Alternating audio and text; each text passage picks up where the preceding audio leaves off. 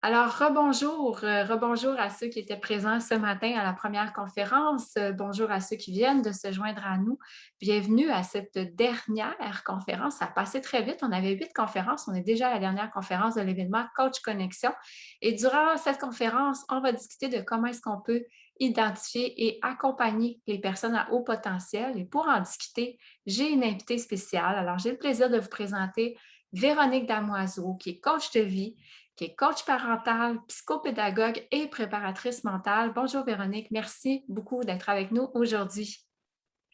Bonsoir à tous et bonsoir à toi Guylaine, mais je tiens à te remercier Guylaine pour cette invitation et pour me permettre ce soir de vous partager un sujet pour lequel je suis très sensible puisqu'il touche mon entourage et la plupart des personnes que j'accompagne, comme tu disais, soit au sein de mon cabinet en tant que coach de vie, coach parental ou psychopédagogue ou alors en bord d'un terrain de sport en tant que préparatrice mentale. Et donc, je vais m'appuyer ce soir sur mes expériences, enfin mon expérience et puis mes connaissances pour vous parler de ce fonctionnement intellectuel et émotionnel particulier des personnes à haut potentiel. Et c'est à titre d'information que je vais vous faire ce partage. Et ce fonctionnement, quand on est à haut potentiel, en fait, on n'est pas plus intelligent que les autres. C'est en fait qu'on fonctionne avec une intelligence différente. Et ce fonctionnement renvoie à un état d'esprit et une manière singulière d'appréhender le monde.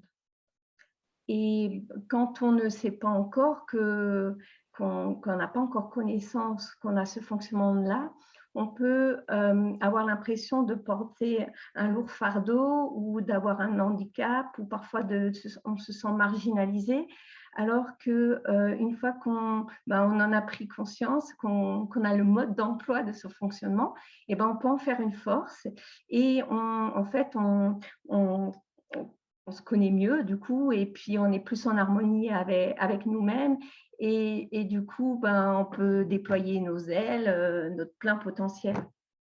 Et, euh, la personne qui a un fonctionnement à haut potentiel, elle a vraiment besoin de se comprendre et d'être compris dans sa singularité. Et donc ce soir, en fait, moi, j'ai pas toujours été accompagner les personnes à haut potentiel. Et j'ai découvert le sujet de la douance avec mon fils aîné alors qu'il était en 5e. Et il est rentré du collège et il m'a dit Maman, à quoi ça sert d'aller au collège? Je ne peux pas poser mes questions et je m'ennuie. Et du coup, euh, j'ai entendu vraiment ce qu'il me disait. J'ai entendu qu'il y avait un malaise et j'en ai fait part à son professeur principal. Et elle m'a dit que oui, qu'elle voyait bien sa grande sensibilité, qu'en fait il était très curieux et du coup elle m'a encouragée à le faire tester parce que elle-même elle avait des enfants qui avaient ce profil-là. Et du coup ce qui s'est passé c'est que mon fils est allé faire ce test et il est revenu qu'avec un chiffre. Et il y avait une semaine entre le moment où on a eu la restitution, on attendait la restitution de ce bilan. Et moi, j'y connaissais absolument rien. Du coup, moi, j'ai cherché sur Internet ce que ça voulait dire avec ce chiffre. Et puis là, je lis petit génie. Franchement, ça a été un grand coup, quoi. Enfin, j'ai vraiment pleuré parce que je me disais, mais qu'est-ce qui nous arrive?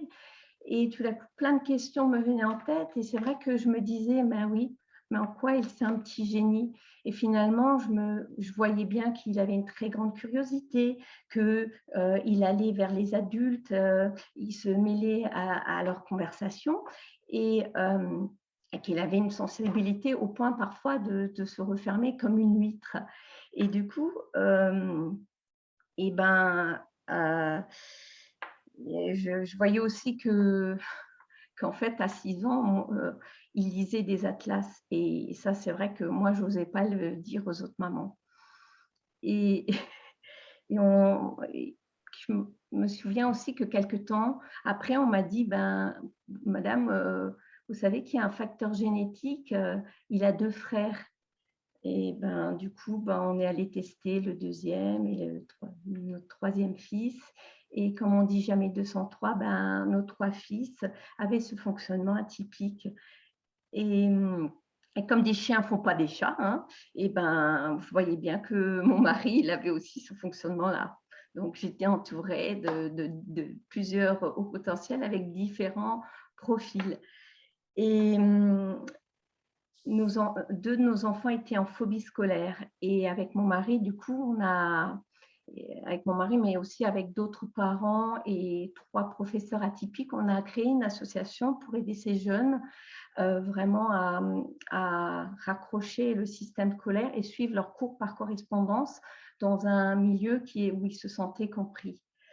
Et ben, c'est comme ça que mon fils, il a obtenu son bac, hein, puisqu'il a vraiment eu du mal à finir ses années scolaires quand il était au lycée. Et par la suite, ben, je voyais bien que ces enfants avaient des besoins. Du coup, je me suis formée en psychopédagogie positive et et puis après, toujours en accompagnant mes enfants, ben, en allant au sport, je me suis rendu compte que ben, il y avait d'autres jeunes qui avaient vraiment le même profil que eux et qu'ils avaient du mal à supporter les injustices, du mal à supporter la pression. Et du coup, vraiment, je me suis mise j'ai partagé mes connaissances et puis avec des petites visualisations avant le match. Et c'est comme ça que par la suite, je me suis aussi formée à la préparation mentale. Donc voilà un petit peu mon chemin. C'est comme ça que j'y suis arrivée, à accompagner et puis à mettre toutes ces cordes à mon arc. Et aujourd'hui, ben, j'ai envie de vous partager les caractéristiques communes un petit peu de ces personnes qui ont ce fonctionnement-là. Je vais peut-être partager. Tu voulais, Guylaine, qu'on se présente, pardon, peut-être ou que c'est.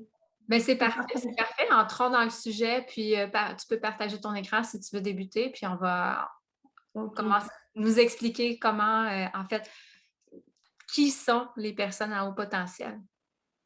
Eh oui.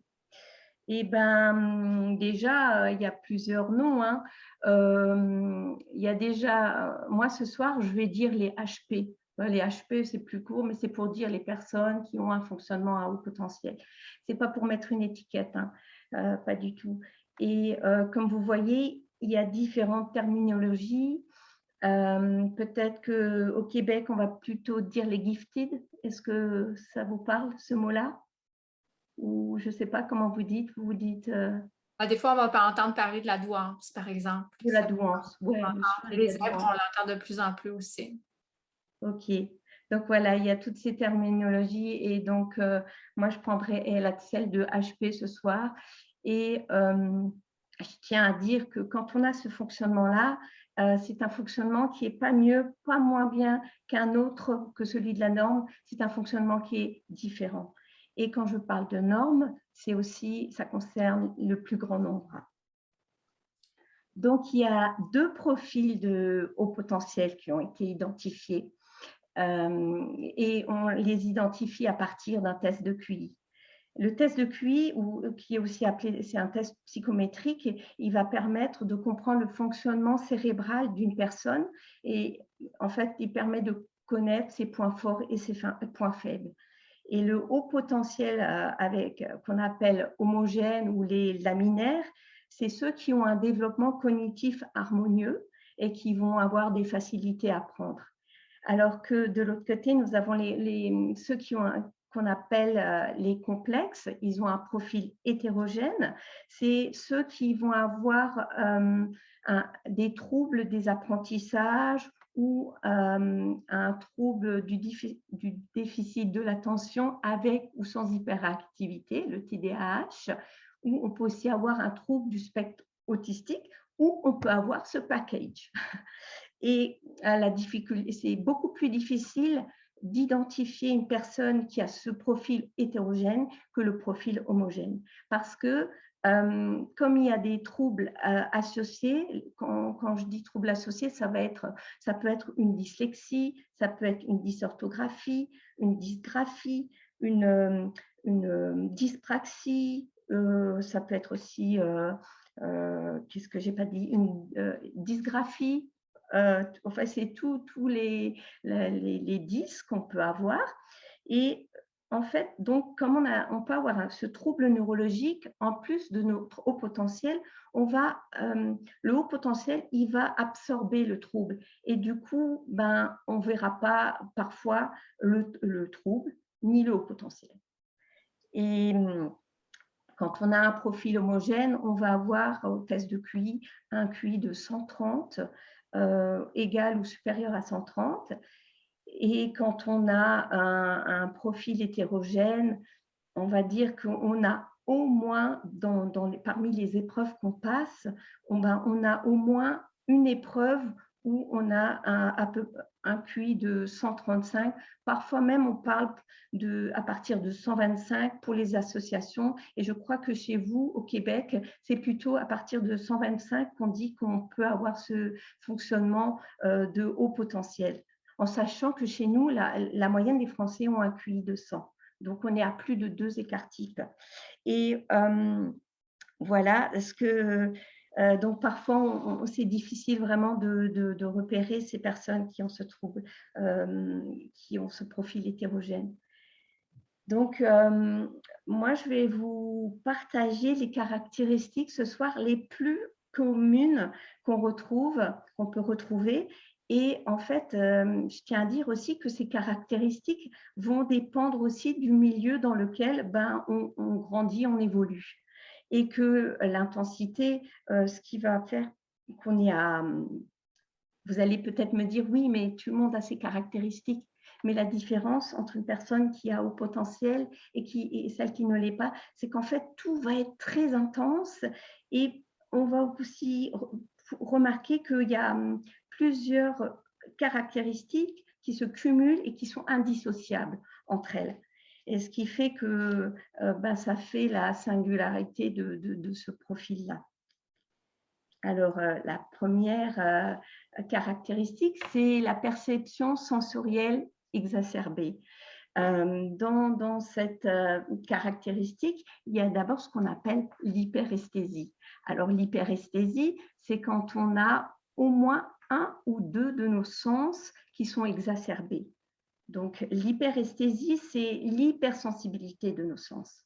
Et par exemple, quand on a une hyperesthésie de la vue, c'est qu'on va être, par exemple, celui qu'on dit toi, tu es l'œil de lynx, tu vois tout. Et c'est quelqu'un qui va aussi rentrer dans une pièce et va voir tous les détails. Ou alors, ça va être quelqu'un qui ne supporte pas la lumière. Et on peut aussi avoir une hyperesthésie au niveau de l'odorat. Donc là, c'est les odeurs qui nous sont vraiment insupportables. Par exemple, moi, quand je suis dans les tribunes et que j'ai quelqu'un devant moi qui a un parfum qui est très fort, pour moi, c'est impossible de rester à cette place parce que cette odeur, elle va prendre toute mon attention. Donc, il faut que je me déplace. Et on peut aussi avoir une hyperesthésie au niveau du toucher.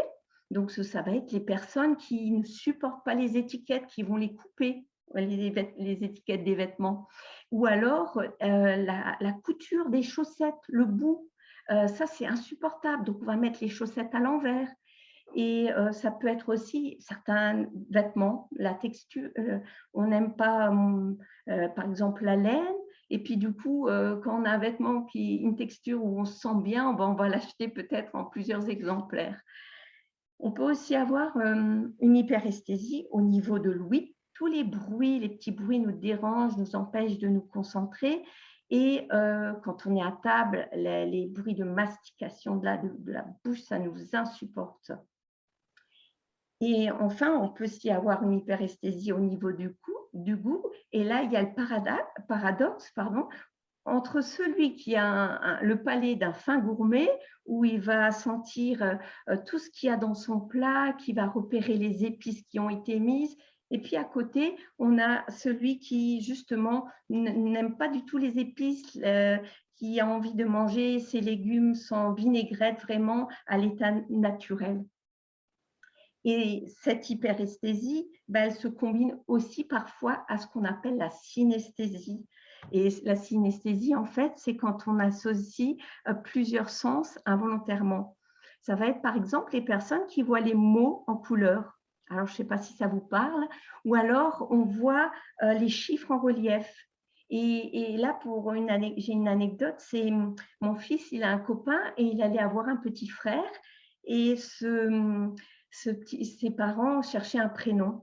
Et alors, ils lui disent bah, qu'est-ce que tu penses de Victor? Et lui, il dit ah non, c'est trop marron. Et alors, il dit et Raphaël, c'est trop vert. Et là, ils se sont rendus compte qu'en fait, ben, il avait une autre perception pour voir les choses. Et à cette hyperesthésie, eh ben, il y a aussi à ça qui se rajoute notre hypersensibilité. On a vraiment tous nos 5 sens qui sont très amplifiés. On perçoit le monde différemment, c'est-à-dire que on est sensible à l'environnement dans lequel on évolue, et une petite critique, eh ben, ça va être vécu comme une remise en question de qui on est. Et le haut potentiel qui est hypersensible, eh ben, il va être déstabilisé par un regard, par un geste, par le ton de la voix. Et puis, il va aussi vraiment s'enthousiasmer quand on va lui faire un petit geste amical ou un sourire. Et cette hypersensibilité, eh ben, elle va être une force pour notre créativité, qu'on va mettre soit au niveau artistique, soit dans la technologie.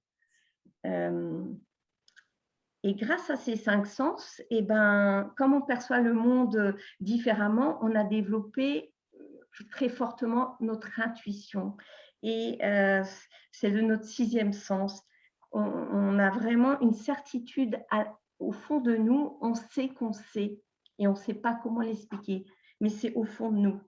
Et à cette intuition, eh ben, on peut combiner la grande lucidité, et en fait, on voit des choses que les autres ne voient pas.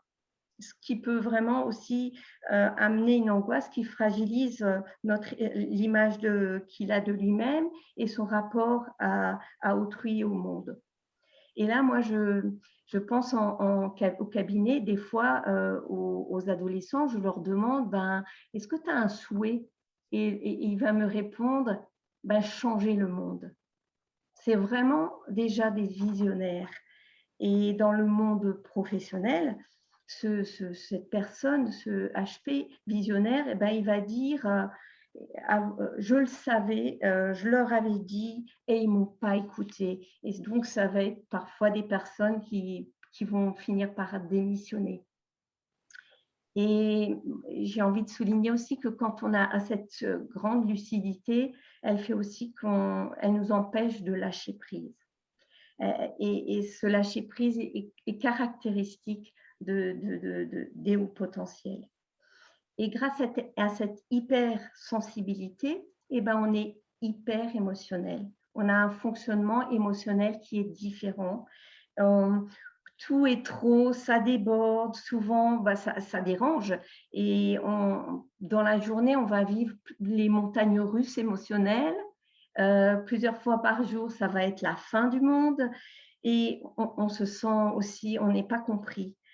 Et on a une grande sensibilité émotionnelle face à l'injustice, les reproches et l'échec. On est hyper affectif, c'est-à-dire que là, en plus de toutes nos émotions qui sont très intenses, eh ben, on va rajouter les émotions des autres qui, elles, sont aussi très intenses, et du coup, ça va amener à d'autres débordements émotionnels. Et on a un côté aussi on est hyper affectif. C'est comme si l'information, elle passait par le cœur avant de passer au cerveau. Et quand on nous fait une critique, eh ben, c'est comme si on nous mettait un coup de poignard dans le cœur. Et le haut potentiel, il a aussi un fonctionnement cognitif différent. On dit qu'on a une pensée en arborescence. Ben, une idée va entraîner 10 idées, qui vont entraîner 10 idées. C'est comme un feu d'artifice dans notre tête. Et en fait, notre cerveau, il aime bien faire des associations d'idées. On fait tout le temps des liens. Et des fois, de l'extérieur, ben, les autres, ça va tellement vite qu'eux, ils ont l'impression qu'on saute du coq à l'âne. On a aussi une pensée très créatrice, on fait des métaphores. Quand on est à haut potentiel, c'est comme si vous étiez aux commandes d'un Airbus A380 et muni de nombreux indicateurs sur votre tableau de bord et là qui tout d'un coup clignotent et c'est la panique à bord. Et vos capteurs sont très sensibles et vos perceptions sont très amplifiées. Et on a un cerveau hyper actif. C'est comme si dans notre tête, on avait un petit hamster qui est dans sa roue et qui tourne et qui tourne. On pense trop et tout le temps. Et là, je pense à des fois, mon fils, mon dernier, il vient me voir le soir et me dit « Maman, j'arrive pas à éteindre mon cerveau ». Et aussi, je pense à mon mari qui, le soir, il a tellement son mental qui l'envahit qu'il va jouer à ce jeu qu'on appelle Candy Crush, qui lui permet de poser à son mental. Et il a été prouvé que quand on est à haut potentiel, on a un cerveau qui est câblé différemment. C'est-à-dire qu'il y a des IRM qui ont été faites et sur lesquelles on voit que il y a une activation cérébrale d'une haute intensité et que notre cerveau il fait de nombreuses connexions et dans notre cerveau c'est comme si on avait le moteur d'une Ferrari. Donc des fois, par exemple en mathématiques, vous allez donner la réponse et vous n'allez pas savoir expliquer le cheminement de votre pensée tellement ça va vite dans votre cerveau et que vous faites des liens. Et une conséquence inévitable de toutes ces caractéristiques qui sont hyper au niveau de l'intensité, c'est qu'on peut ressentir un sentiment de décalage. Un sentiment de décalage que parfois, il nous amène même à douter de notre propre fonctionnement. Et parfois, ce sentiment de décalage, il est si intense et qu'on a vraiment l'impression d'avoir un problème, d'être fou, de se sentir extraterrestre. Alors, le sentiment de décalage par rapport aux autres, ça commence déjà quand on est jeune et que nous, on aime bien alors regarder des documentaires, que ce soit sur la planète, que ce soit sur la mythologie grecque, on veut tout comprendre. Et alors que les enfants du même âge vont peut-être regarder des dessins animés. Et ce petit bonhomme, il va grandir, va devenir un adolescent. Et oui, Daniel.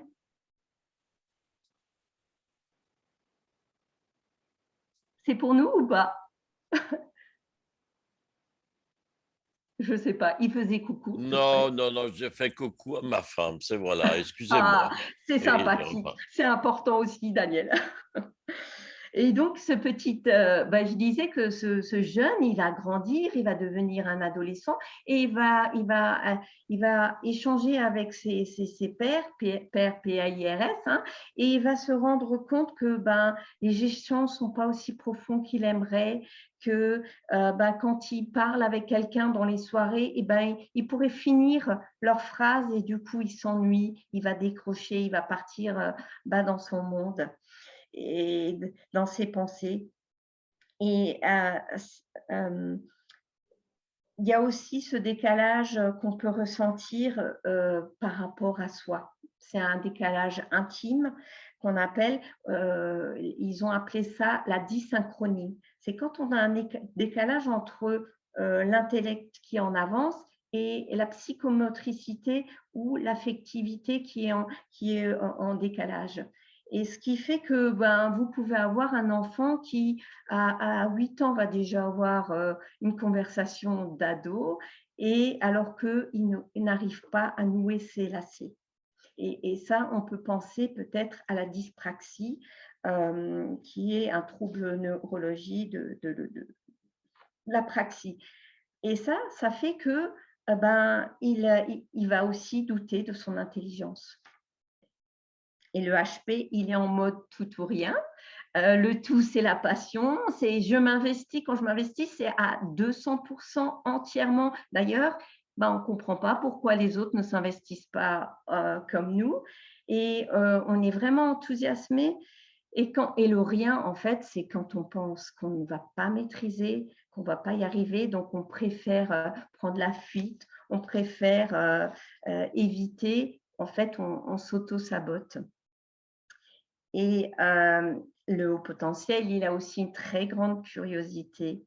Tout l'intéresse dans ce qui l'intéresse et il change rapidement de centre d'intérêt une fois qu'il en a maîtrisé le sujet. C'est comme les enfants à haut potentiel petits, ils vont faire plein de sports, plein d'activités, ils veulent tout découvrir. Et quand on a tous ces caractéristiques, on a ces caractéristiques quand on est au potentiel, et souvent, on peut avoir des freins pour s'intégrer dans la société. Et il y en a 3 essentiellement. Le premier, c'est la procrastination. On est des surdoués de la procrastination. La procrastination, c'est l'écart entre mes capacités et où je veux aller. Le deuxième frein qu'on peut avoir, c'est le syndrome de l'imposteur. Je ne suis jamais assez ou je suis trop. Et là, moi, je pense à une jeune fille, quand je suis rentrée dans sa chambre, waouh, j'ai eu un choc. Enfin, c'était une belle surprise. J'étais agréablement surprise. Au plafond, elle avait 2 rangées, soit 150 médailles dans son sport. Là, j'ai dû m'asseoir. Et puis, cette jeune fille, elle allait presque rejeter le mérite qu'elle avait lié à son travail, ses entraînements. Et pourtant, il y en avait. Et en fait, elle était presque gênée elle voulait rester humble par rapport à ce qu'elle avait, ses réussites. Le troisième frein, ça va être la suradaptation. Pour plaire à tout le monde, je veux rentrer dans ce moule, dans cette norme, donc le plus grand nombre, je vous rappelle, et je m'y conforme parce que j'ai peur d'être rejetée. Je ressens déjà un décalage. Donc vraiment, et là, on va retrouver beaucoup les filles, les femmes. Les filles, elles ont tendance à se suradapter, quitte à ne pas développer leur haut potentiel. D'ailleurs, on a beaucoup plus de mal à les repérer que repérer les garçons, que eux, ils vont s'agiter et on va le savoir. Et ces femmes-là, un jour, elles vont devenir des mamans, toujours en suradaptation. Donc voilà, ça c'est ma première partie, les caractéristiques vraiment qu'on retrouve souvent. J'espère que il vous aide à mieux comprendre comment fonctionne ce haut potentiel. Et maintenant, je vais vous parler, je vais vous donner des pistes pour les repérer. Et ces pistes, je vais faire un lien avec les besoins. Pourquoi? Parce qu'on a tous des besoins. Et quand nos besoins sont satisfaits, on va avoir des émotions agréables. Et quand nos besoins sont insatisfaits, on va avoir des émotions désagréables. Et il y a des besoins qui sont vraiment essentiels dans la vie d'un haut potentiel. Donc, la première piste, c'est le sens de l'observation et une insatiable curiosité. Alors là, moi, je les repère comment? Avec les yeux. Je vois que, pas toujours, mais on peut les repérer grâce à leurs yeux. Ils ont des yeux vraiment en forme de bille. Et parfois, déjà, dès la naissance, ils ont ce regard et ils vont vouloir déjà tout boire, tout capter dans ce monde, tout pour tout comprendre. Et c'est ce petit bonhomme-là qui, dès la naissance, est comme ça, ben, il va grandir, il va marcher dans la rue et parfois, il est prêt à se prendre un poteau tellement il veut tout capter. Alors, ça peut être dérangeant, ce regard, mais c'est vraiment dans l'idée de comprendre tout, il n'y a rien de malsain. Et cette grande curiosité, cette curiosité insatiable, on en a parlé tout à l'heure, mais c'est lié à notre besoin de nous nourrir intellectuellement. Tout petit déjà, le haut potentiel s'interroge sur tous les sujets, sur toutes ces formes, des pourquoi et même encore, on continue. Moi, je me suis rendu compte que la norme au sein de notre famille, c'était les questionnements. On questionne. Quand on parle à nos enfants, on questionne. Quand ils nous parlent, c'est aussi sous la forme de questions. Et là, je pense aussi dans le monde de l'entreprise. Parfois, vous avez en face de vous, si vous êtes patron, des gens qui ont des CV très longs. Et ben en fait, donc ça peut vous paraître, vous pouvez vous dire peut-être que, dis donc, elle a du mal à rester à un poste et vous questionnez à ce sujet. Mais en tout cas, c'est cette curiosité, ce besoin toujours de croissance, besoin d'évoluer, d'avoir envie de toujours apprendre, d'améliorer nos compétences. Et là, je pense à la fille d'une amie. Elle va voir sa maman, elle avait refait son CV, donc très long, et sa maman lui dit, tu ne penses pas que ton futur employeur, là, il va être effrayé? Et elle lui dit, mais non, maman, tu ne vois pas qu'il y a un fil conducteur? C'est l'excellence, partout c'est l'excellence. Et c'est la jeune fille qui a 23 ans, vient d'ouvrir un restaurant gastronomique, alors qu'avant, elle faisait du droit. Donc, on a vraiment ce besoin de croissance. Et ce que je veux vous dire, c'est aussi, il y a l'exacerbation des sens. Donc, ça, c'est aussi une piste. Donc là, on en a déjà parlé tout à l'heure, beaucoup des sens, mais j'ai envie de rajouter, s'il y a des coachs sportifs, moi, j'ai une fois repéré un arbitre. Et cet arbitre, elle a carrément arrêté le match pour dire dans les tribunes, oh, il y a trop de bruit, parce qu'en fait, au niveau elle n'arrivait plus à se concentrer. Et ça s'explique parce que quand on est à haut potentiel, on appelle on appelle ça avoir un défaut de l'inhibition latente. Alors, c'est assez barbare, un peu tous ces mots, mais ça veut dire qu'en fait, quoi, on a une incapacité à trier, on a tous les stimuli extérieurs sensoriels là, qui arrivent au même degré, toutes les informations qui arrivent au cerveau au même degré, et du coup, notre cerveau, il ne sait pas faire le tri, et il ne sait pas quelle est l'information essentielle. C'est aussi dans les soirées, vous allez échanger, vous allez pouvoir suivre à côté, entendre la conversation qui se fait à côté. En même temps, vous allez pouvoir entendre dans la rue le bruit de klaxon. Bref, et tout arrive au même degré. Et on a un perfectionnisme et une rage de maîtriser. Ah, ça, c'est vraiment aussi typique. Et on a du mal à lâcher prise. Et ça, le perfectionnisme, c'est une source d'angoisse puisqu'il faut être parfait pour être aimé et ne pas se sentir rejeté, d'où le besoin de tout contrôler et de ne pas échouer. Donc, on risque d'être débordé par nos pensées inquiétantes si on en perd le contrôle. Et on a aussi un rapport à l'échec, on peut les repérer comme ça. C'est la personne qui a horreur de l'échec. Elle préfère plutôt arrêter ou ne pas y aller, être en mode rien pour ne pas échouer. Et ça va être déjà l'enfant à l'école qui ne va pas faire pour ne pas décevoir, pour ne pas mal faire, il ne va pas découper, il ne va pas colorier parce qu'il a peur que ça déborde. Et puis, comme il n'ose pas faire, il va se dire « je suis nul », donc il va renforcer son sentiment de décalage.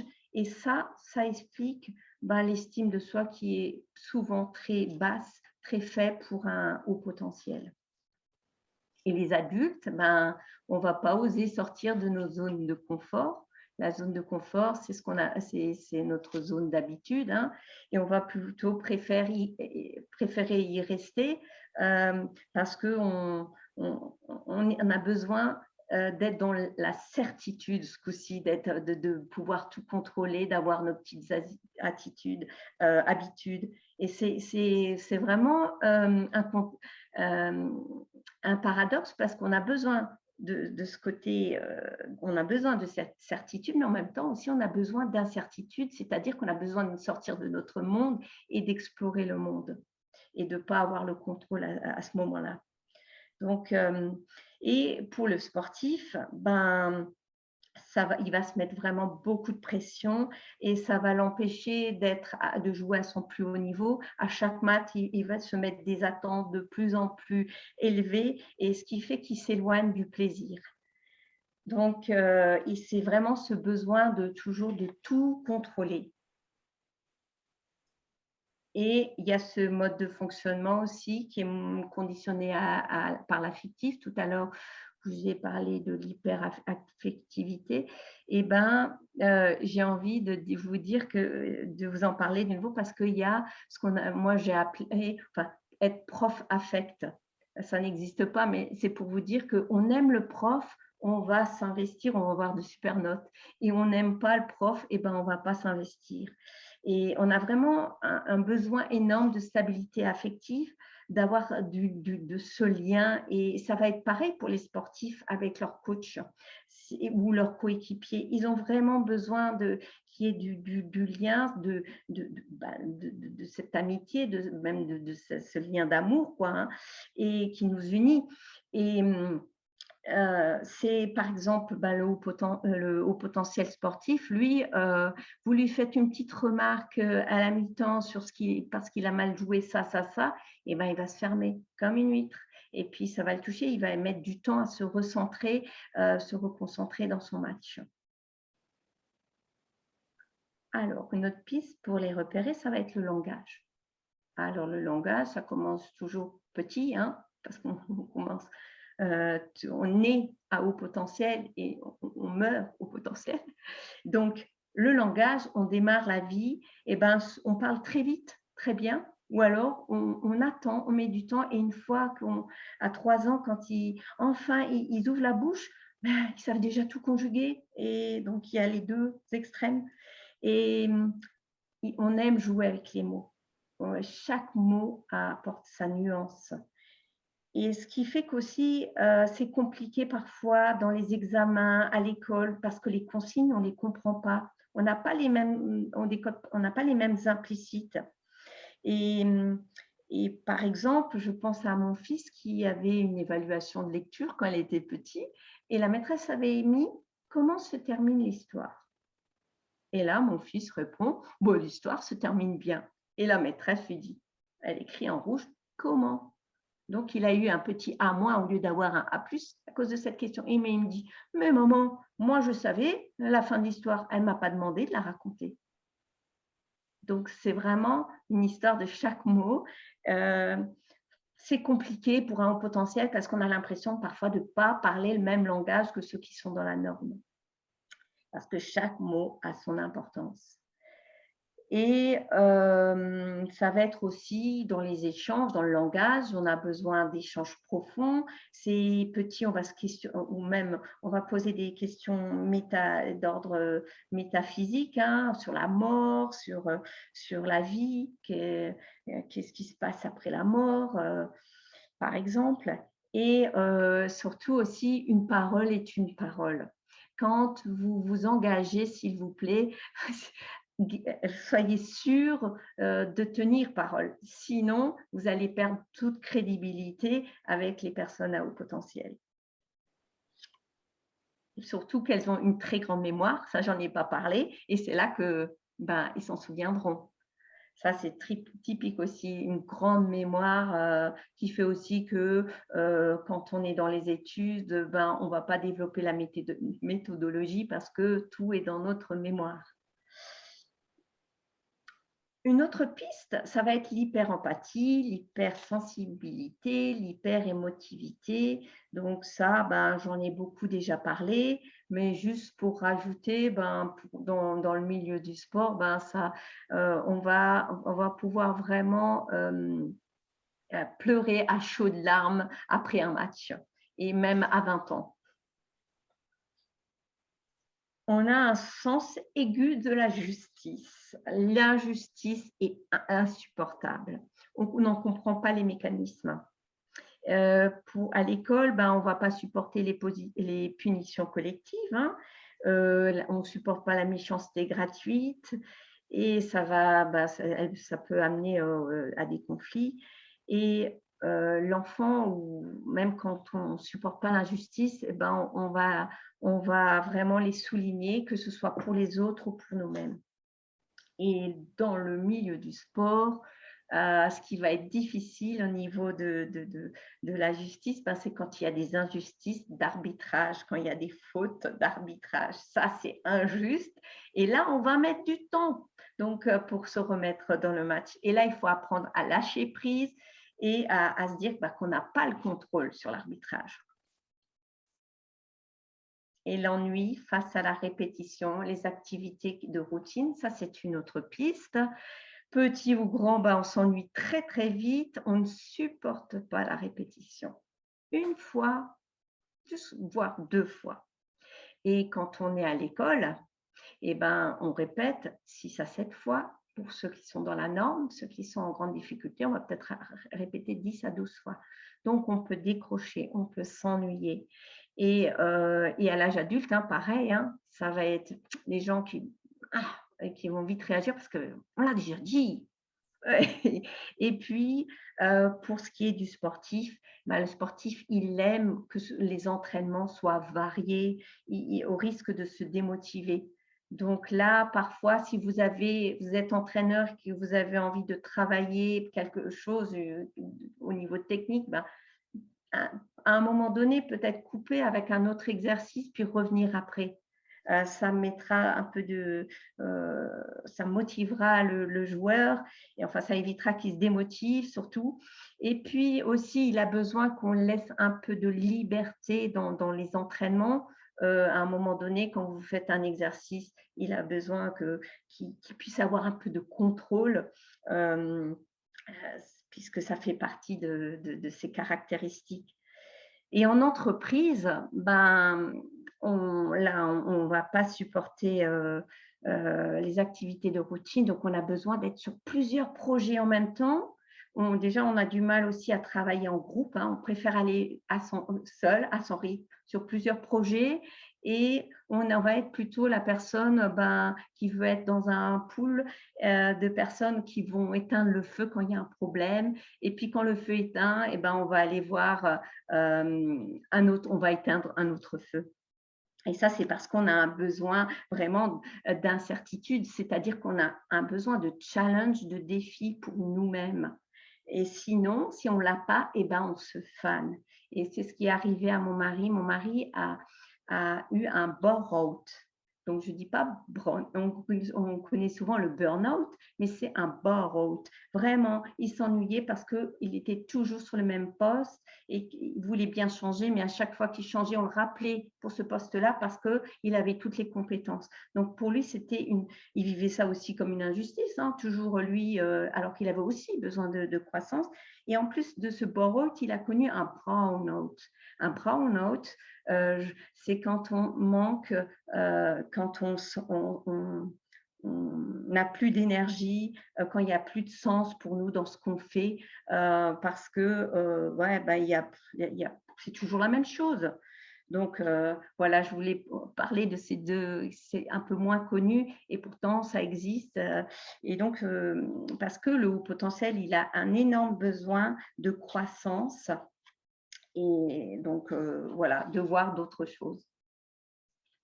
Et alors, la dernière piste, c'est cette recherche de sens dans toutes les sphères de la vie d'un haut potentiel, que ce soit au travail, en amour, dans les loisirs. le haut potentiel ne fait rien sans que ça fasse sens pour lui et sans qu'il en comprenne aussi le sens. Pourquoi il fait les choses. Et, et ça aussi, ça fait qu'il a une faible tolérance à l'autorité brute. Il ne va pas obéir parce qu'on lui dit de faire. Donc, ce n'est pas parce que vous êtes le papa et que vous dites à votre enfant, fais parce que je te l'ai dit, si vous avez un haut potentiel, ça, vous allez aller au conflit. Parce que lui, non, il a besoin de comprendre pourquoi il doit faire les choses. Et puis, il va argumenter, c'est un grand négociateur. Et ça va être pareil pour l'adulte dans le monde de l'entreprise, parce que son supérieur lui dit de faire sans qu'il y ait du sens et sans que aussi parfois le patron ou le chef ne va pas montrer l'exemple. Ça, c'est juste pas possible pour le haut potentiel. Donc voilà, ça c'est les pistes que je voulais vous partager ce soir.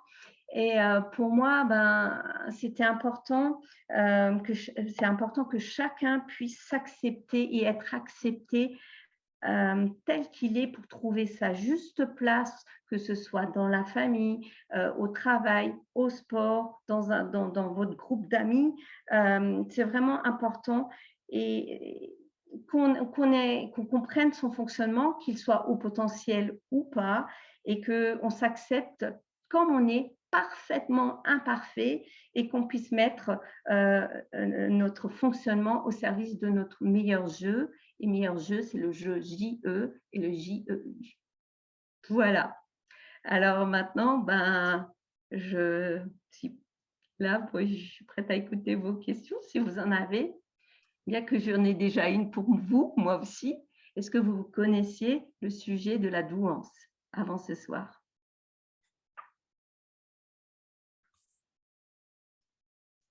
Non, Daniel?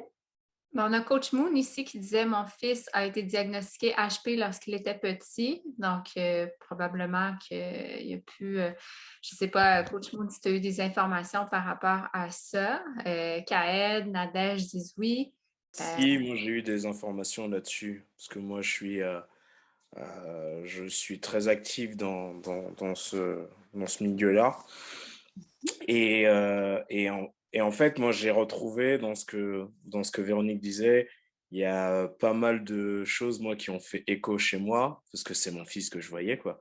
Après, maintenant, il a 14 ans, donc il y a l'adolescence qui est aussi là, et il y a l'injustice, ouais, je l'ai vu, et c'est surtout c'est la chose qui arrive très facilement à nous mettre en conflit tous les deux, c'est au niveau des règles. C'est-à-dire que je vais allumer ma caméra, ça va être mieux, parce que voilà, c'est au niveau des règles. C'est-à-dire qu'il faut le reprendre tout le temps, il faut lui redire les choses tout le temps, tout le temps, tout le temps. Et ça va des choses simples pour nous, des choses qui sont élémentaires, et c'est une difficulté en plus qui va s'ajouter, lui, dans sa relation aux autres. C'est ça le problème. Et puis, comme on le sait, hein, les êtres humains, on a une facilité de mettre des étiquettes. Et le problème, c'est que ça soit à l'école et un peu du côté de la famille de sa maman, ouais, il a pas une super étiquette, quoi. Donc, ça a vraiment fait écho. Les règles, pour qu'il les applique, il faut que ça fasse sens pour lui. Sinon, il va tout le temps argumenter. Et c'est vrai, je connais ça. Daniel, est-ce que tu as une question? Oui. Oui, vous m'entendez? Oui? Oui. Oui, OK. Merci, Véronique, de nous donner toute cette information-là. Maintenant, moi, j'ai, comme dirait un animateur au Québec, la question qui tue. Pour être le parfait HP, OK? Est-ce qu'on doit totaliser l'ensemble des 10 pistes que vous nous avez transmises, ou on peut être un demi-HP ou un tiers de HP ou un quart de HP? Ça m'intrigue parce que... C'est une bonne question, Daniel. J'ai oublié de dire J'ai oublié de dire qu'il y a 2 profils qui ont été dits complexe et laminaire, mais pour autant, il y a autant de profils qu'il y a d'individus sur Terre et que la personnalité de chacun va donner de la couleur à cette douance. Moi, j'ai 3 fils et ils n'ont pas les mêmes caractéristiques qui ressortent avec la même intensité. Pour autant, ils sont tous hypersensibles, ils ne supportent pas l'injustice, ils recherchent tous le sens, tout ça. Par contre, je vais plus voir la grande curiosité, enfin les plus visibles chez mon fils aîné. Chez mon deuxième, ça va être plus le côté artistique. Enfin, surtout quand il était petit, il jouait beaucoup plus avec les mots et il était plus créatif. Mais pour autant, j'aime pas trop comparer parce que chacun comme on est, c'est parfait. Et c'est vrai qu'on n'a pas besoin de tout avoir parce que, par exemple, mon dernier, il est très introverti. Si je n'avais pas su que ses 2 frères l'étaient, mais j'aurais peut-être jamais pensé à la douance parce qu'il est taiseux, il observe, lui, il observe. Par contre, il ouvre de temps en temps la bouche et c'est très pertinent. Et comme il n'osait pas faire plein de choses, je n'aurais pas pu savoir qu'il était à haut potentiel. Mais c'était ce côté-là où il avait besoin de tout maîtriser. Donc, le fait que j'ai un grand panel chez moi, ça m'a quand même vraiment aidé. Mais non, on n'a pas besoin d'avoir toutes les caractéristiques, mais tout est dans l'intensité, vraiment. Vous voyez bien que tout le monde peut avoir de tout ça. Oui. Oui, mais c'est vraiment intense. Les émotions, on est débordé. Et pareil, les émotions, on est débordé. Mais parfois, petit, on a peut-être pas été compris dans notre fonctionnement et du coup, on a mis des carapaces. Et ça, du coup, on ne va pas cocher cette case de l'extérieur. Pour autant, ça peut nous toucher. Mais en tout cas, on va être plutôt des soi forts et on va moins montrer les choses. Merci, Véronique. Alors, Nadège. Alors moi, je suis diagnostiquée depuis l'âge de 40 ans, en fait. Donc, je suis TDAH, HP. C'est génétique, donc c'est mon père. J'ai 3 enfants qui sont TDAH, HP. Oui. Et alors, c'est difficile cette intervention parce que ça résonne en moi. Et l'injustice, l'empathie, l'hypersensibilité, la résistance à l'échec, le fait de faire des métiers où on change tout le temps et on a l'impression que… Voilà, le fait d'arriver dans des soirées où vous connaissez plein de sujets et que vous passez pour les personnes qui vous accompagnent, je parle de compagnons, vous disent tu ne fais pas ton intéressante ce soir. Les côtés questionnement. Voilà. C'est difficile, même au niveau sentiment hypersensible, parce qu'en effet, dans les compétitions, pour nous, ça peut avoir un déclenchement, un mot peut vraiment nous mettre une colère noire, ou inversement, ne rien dire, un peu tout rien. C'est tout à fait ça, c'est vraiment difficile de pouvoir jongler, et je confirme qu'on n'est pas obligé de casser toutes les cases, mais ils ont aussi 3 degrés différents, mes enfants. Mais par exemple, pour les règles, en ayant enlevé 3 enfants de façon différente, puisque je n'étais pas consciente, ma dernière, je l'ai eue à 37 ans, donc elle était petite, elle, les routines du style, je confirme que les répétitions, on déteste ça, mais les routines petits, pour des enfants HP et TDAH, ça les rassure. Ils en ont besoin, eux. Voilà. Donc, les routines du soir, les routines du matin, et voilà, ça, ils en ont besoin. Mais les répétitions, un son qui répète tac, tac, tac, ça, vous faites tout exploser, en fait. Ça, c'est intolérable, en fait. Merci Nadège. On va prendre les 2 dernières questions avant de terminer. Alors, vas-y, Hakim. Bonsoir, vous m'entendez? Oui. Ouais. Alors, ma première question, je l'avais mis dans le chat tout à l'heure, mais bon, ça y répond un peu. Est-ce qu'il y a un rapport avec les personnes justement qui ont des problèmes de gestion d'émotions? C'est lié, bon, là c'est ce que j'ai compris. Moi, le HP, je l'ai découvert il y a à peu près 1 an quand j'ai commencé à faire ma formation en coach de vie, coach en entreprise. Préparation mentale du sport, j'y arrive, on va dire. Et moi, je me reconnais complètement dans ça. Alors, j'ai jamais fait le test, parce que ça fait qu'1 an que j'ai découvert ça, mais je me reconnais totalement dedans, quoi. On a l'impression d'être des ovnis, on n'est pas compris du tout, on est vachement éveillé, Les gens nous prennent pour des extraterrestres, mais qu'est-ce que tu racontes, mets-toi de côté, tout ça. Et c'est très dur parce que justement, l'histoire de la carapace, moi, elle s'est fendue il n'y a pas si longtemps que ça. Hein. Il y a à peu près 3-4 ans. Et là, tout nous tombe dessus. Alors, on se pose la question, est-ce qu'on a été assez fort? Est-ce que vraiment, on ne s'est pas menti à soi-même un peu? Parce que je pense que quelque part, c'est soit on se met cette carapace et on est fort. Et en général, on est un peu agressif aussi dans notre façon de réagir, malheureusement, avec l'hypersensibilité. Donc, c'est vrai que c'est un mélange, c'est une alchimie qui est un peu… Enfin, si on n'est pas assez bien encadré ou si ce n'est pas assez repéré, ça peut être très dur. Au niveau du sport, je l'ai remarqué encore plus. Hein. Moi, je sais que je faisais du judo, mais je sais que si j'aurais été mieux entouré que ça, je ne dis pas que j'aurais été champion olympique, je ne pourrai jamais le savoir, mais je sais que ça aurait vachement aidé, quoi. Surtout pour les mômes, les enfants. Je pense, adultes, ce n'est pas évident de le savoir, mais on a une espèce de vécu qui fait que on a réussi à trouver des petits repères, consciemment ou inconsciemment, mais pour les enfants, c'est hyper dur. Les repérer déjà et pouvoir avoir ces prises en charge, je pense qu'on a encore du travail devant nous. Ouais, c'est pour ça que je suis là ce soir. C'est vrai tout ce que vous avez dit.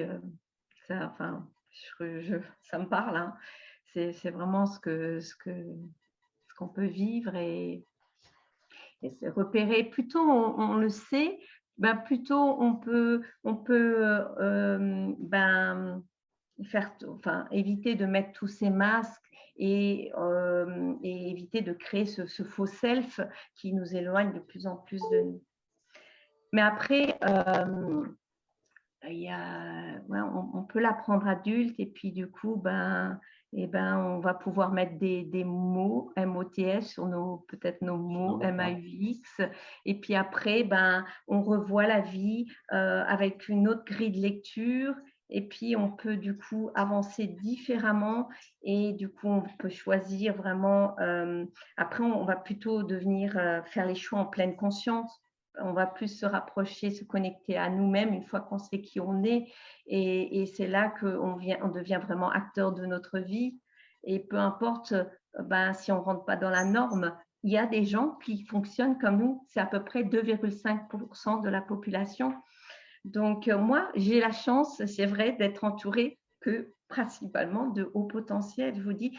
Et je les repère, comme je connais toutes ces caractéristiques, je les repère facilement parce que ça déborde les émotions, parce que il y a cette intensité. Et du coup, je sème toujours. Je sème un peu. Ça prend ou ça ne prend pas. Mais en tout cas, pour moi, c'est important parce que j'aurais voulu qu'on me le dise tôt. Pour mes enfants. Et puis quand je vois aussi le chemin de nous, adultes, c'est vrai que c'est dur d'y croire une fois qu'on est adulte et qu'on a souffert et qu'on a quand même, il y a ce mythe que le haut potentiel réussit dans tout. Non, ça dépend du profil qu'on a aussi. Et c'est vraiment… ça peut être compliqué à vivre au quotidien, de sentir ce décalage. Surtout quand on est petit, on veut plaire, on veut appartenir à un groupe. On cherche à l'adolescence à s'identifier aux copains et puis on voit bien que il y a un décalage. Mais voilà, c'est important pour moi. Je voulais rajouter juste un tout petit truc et j'arrête, je ne prends pas plus de temps. Moi, par contre, et c'est là où c'était un peu dur, c'est que je ne me mettais pas de masque. Ça veut dire que j'étais 100% naturel. Et ça gêne encore plus, ça rajoute justement une difficulté parce qu'on n'essaie pas de se fondre dans la masse. Enfin, en tout cas, pour ma part, j'ai toujours assumé mes idées. Alors, ça m'a mis des bâtons dans les roues. Je ne les regrette pas spécialement. Ouais. Avec le recul, je vois que ça m'a mis des bâtons dans les roues, ça m'a fermé des portes. Mais comme je dis, d'un autre côté, il y a aussi cette fierté de justement pas mettre de s'accorder de la valeur. Et de s'accorder de la valeur, hein, je pense. Et d'avoir été droit dans mes bottes. Enfin, ce que je veux dire, c'est vrai que c'était pas… Mais le fait d'être franc, justement, ça m'a rajouté une difficulté. Là, je commence tout juste à ce cheminement, justement, de comprendre des choses, prendre du recul, parce que j'ai mes enfants qui sont un peu comme ça. Et justement, j'essaye d'avoir cette autovision, ce pas de côté, comme on dit. J'ai aussi, dans mes enfants, il y en a un qui n'a jamais voulu rentrer dans ce moule. Et moi, je suis fière parce que je trouve que c'est chouette. Il assume ses choix, il a toujours plein d'idées. Il est très intéressant. Et ça montre, je trouve que ça montre que oui, tel qu'on est, ben c'est parfait. Pourquoi devoir répondre aux attentes des autres? Non, on est comme on est. C'est vrai. Merci en tout cas. Merci, Hakim. On va terminer. Excuse. Je voulais dire quelque chose d'ultra important là-dessus. Moi aussi, c'est récent que j'ai découvert ça. Mais c'est la question du cerveau droit, cerveau gauche. C'est-à-dire que les HP ont 95% la pensée analytique, donc de faire des liens, tout ça, versus 5% des gens normaux. Et donc, on vit dans un monde qui catégorise, qui met les gens dans des boîtes. C'est pour ça qu'on ne rentre pas, parce que nous, on fait des liens. Et donc, à partir du moment où comprendre que les gens catégorisent, ça nous permet de mieux comprendre aussi les non-HP. Et donc, de nous situer dans nos interactions avec les autres. Exactement. Quand on sait comment fonctionne le haut potentiel, on sait aussi mieux comment fonctionnent les autres. Vas-y, Skender. Oui, c'est plus c'est un témoignage par rapport aux caractéristiques, pour repérer les caractéristiques par rapport à ma femme. Parce que ce que je vois, tout ça, c'est que elle est très organisée, perfectionniste, toutes ces affaires-là.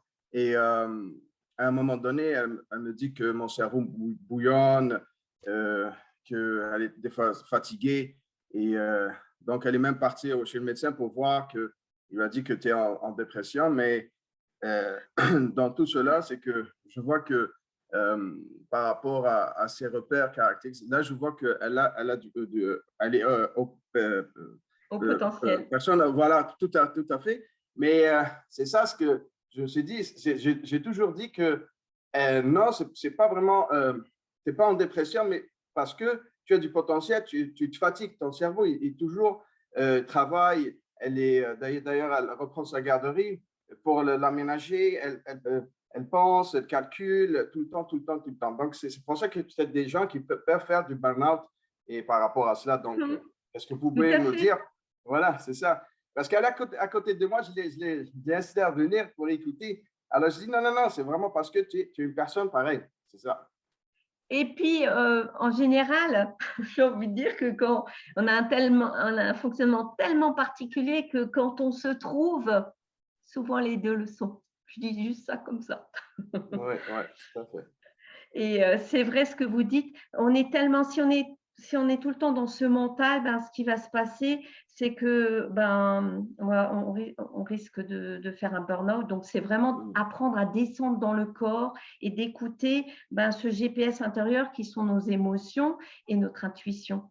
Donc, ça, c'est important. Et donc, du coup, ça, c'est à chacun de trouver sa façon. Peut-être aller marcher dans la nature pour certains. Certains vont méditer, certains vont écouter de la musique, certains vont peindre. Enfin, à chacun de trouver sa manière d'arriver à un moment donné, de poser ce mental. Et puis aussi, je pense que c'est aussi apprendre à lâcher prise, ce contrôle. C'est ça aussi, je pense, qui peut amener au burn-out, selon moi. Oui, tout à fait. C'est des émotions, vraiment, c'est des montagnes russes. Dans la journée, c'est comme ça, là, oui. C'est tout à fait ça. Ça descend, ça remonte, et c'est ça. Mais elle n'a jamais fait le test pour ça, mais comme je pense que c'est Najet, elle l'a fait à 41 ans. Je pense que ma femme, elle a 41 ans. C'est pareil, donc... j'ai toujours douté de ça, et mon fils, il était DH et apparemment HP, donc je pense que c'est... Ah, ben voilà. Ouais. Donc, tout à fait. Voilà, c'est clair. OK, c'est bon. Merci. Alors, c'était c'est ça aussi, pardon Guylaine, c'est ça aussi qui est un peu étonnant, c'est que quand on ne dit pas assez, peut-être qu'il y a un facteur génétique et qu'on peut aller comprendre aussi, souvent on comprend sa propre histoire grâce à nos enfants. Et donc, ouais. Merci. Oui, Guylaine, pardon. Alors, merci. C'est ce qui clôt la rencontre d'aujourd'hui, ce qui clôt la semaine, cette belle semaine, et sur ce sujet passionnant, en fait, parce que je pense on n'en parle peut-être pas suffisamment du sujet des HP. Donc, si c'est quelque chose qui a piqué votre curiosité, allez voir. Il y a beaucoup de choses qui existent sur le web à ce sujet, plusieurs livres aussi. Donc, c'est un sujet qui est quand même assez vaste. Je pense que ça peut être assez complexe. Tu nous as fait une belle présentation, Véronique. Je te remercie énormément de ta présence aujourd'hui, d'avoir ouvert le sujet. Je pense que c'est très apprécié à voir tout l'intérêt qu'on a de la part des gens. Je pense qu'il y a quelque chose à faire à ce niveau-là. On peut aller plus en profondeur. Alors, j'aimerais vous remercier tous. Je sais qu'il y en a plusieurs ici qui ont été là toute la semaine aussi. Tous ceux qui regardent en rediffusion aussi, je vous souhaite de très joyeuses fêtes. Prenez du temps pour vous ressourcer, pour connecter avec les gens que vous aimez, pour établir vos intentions pour l'année qui s'en vient aussi. Comme pour les dernières fois, on a un petit cadeau pour vous. Vous allez avoir les diapos de Véronique et bien plus parce qu'elle a créé des diapos qui étaient encore plus... En fait, il y a beaucoup plus de choses dans les diapos que tu m'as envoyées parce qu'on n'a pas pu tout présenter aujourd'hui, mais vous allez voir, c'est quand même assez complet. Je pense que vous allez beaucoup aimer les diapos que vous allez recevoir. Alors, encore une fois, merci Véronique. Est-ce que tu as un petit mot de la fin pour les gens? Eh ben non, j'ai tout simplement merci d'avoir été présent et puis oui, être soi-même, c'est comment dire, oser être comme on est, avec nos imperfections, voilà, c'est juste parfait. Donc, voilà, je vous encourage vraiment, si vous êtes retrouvés aussi dans ce fonctionnement, d'aller chercher. Et puis, moi aussi, vous pouvez aussi me contacter si besoin, hein, si vous voulez en savoir toujours plus. Donc, voilà. Verocoach.com. Bonne route à chacun. Comment? Ton site web, je crois que c'est verocoach.com, c'est ça? Oui, verocoach.com, sans l'accent à Véro. Alors, n'hésitez pas à contacter Véronique si vous avez des questions. Alors, merci Véronique encore une fois. Merci à tous et à toutes et on se revoit certainement en 2022 pour des nouveaux événements. À bientôt. Au revoir. Bonne soirée.